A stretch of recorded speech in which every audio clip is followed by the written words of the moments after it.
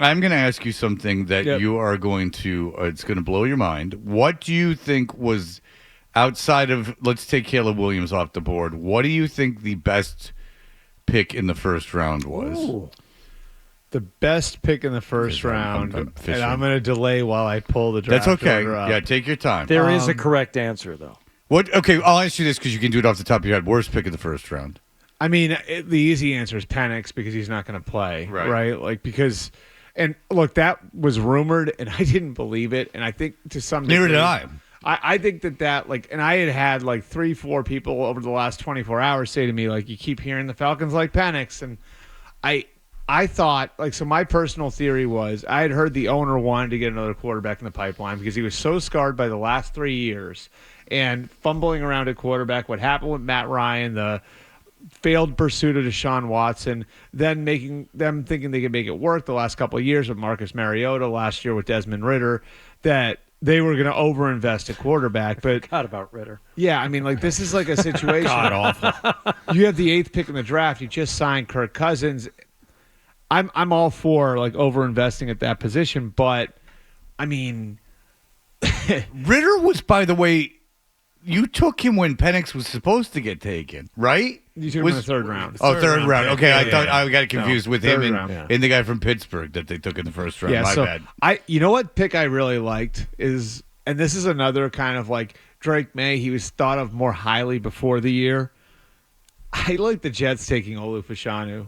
Like, and God. and I'm not kissing up to Fred here. I swear to God. got the eyebrow You know, raise it's from Fred. That's what I was looking for. I like You know it too, what? but an offensive Come on, tackle. Bert. Come on, No, Bert. because I remember what are you because doing? I remember 2 years ago hearing that Woody Johnson did not want Joe Douglas taking an offensive lineman, and it worked out because they got Sauce Gardner and they got Garrett Wilson. But like being deficient at that position took their season down last year. Yes. And it would be very easy for the Jets to look at it and sign Tyron Smith and trade for Morgan Moses and say, okay, we're set. Let's go get something else.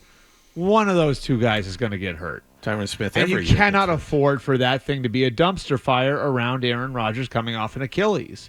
And so as much pressure as there was on them to go and get Brock Bowers or go and get Roma Dunze or what, like, do something splashy.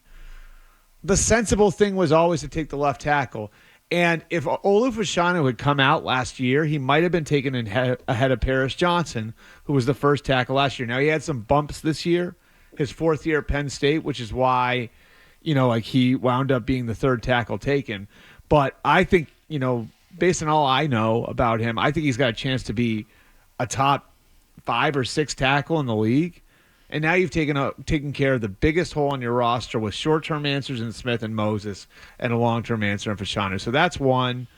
I like what the Vikings did, honestly. Like, to get Dallas Turner at 17 when, I think most people believed he was a top 10 talent, put him in Brian Flores' defense. And to be able to do that, where a lot of people thought you were going to be without the 23rd pick because you were going to spend it to go and get a quarterback, and to have the patience to let J.J. McCarthy come to you and not panic. And, like, not only to still have the 23rd pick, but to still have the capital period to move up from 23 to 17, I thought the Vikings did really well, too. And then Still haven't. No, that's not the answer they're waiting for. Answer. Come on, think, Bert. Who says that they have the correct answer? Well, I don't know how they I don't know. I mean, like, picked up assets to get the player they wanted. here's but the here's Jets another one I really like is Terry and Arnold. There There it is. There it is. That's the Yeah. answer they want. Yep. That's the answer you want? That's Okay. the answer they want. Yep. Okay, so the Lions kicked tires on trading for L'Jarius Sneed. Didn't work out. They wound up trading for Carlton Davis instead, who's a good player, but probably on the back nine. Yeah, also his relationship with the Fresh Prince. Yeah. Terry and Arnold, so this is sort of interesting to me. Every year, there's one player that Nick Saban is tells teams, this is my guy. Right. The Lions have got him 2 years in a row. It was Brian Branch last year who wound up being a really good player for them, right? And this year it was Terry and Arnold. And so they wind up with Nick Saban's quote-unquote favorite player 2 years in a row. And I do think, I give teams credit who listen to like the college coaches, and I don't know if you guys remember during the Belichick Saban documentary, where like Saban was saying to Bill something along the lines of like, I can't believe how many teams don't call me and don't ask me, and how many teams come to our pro day and never approach me and find out what I think about players.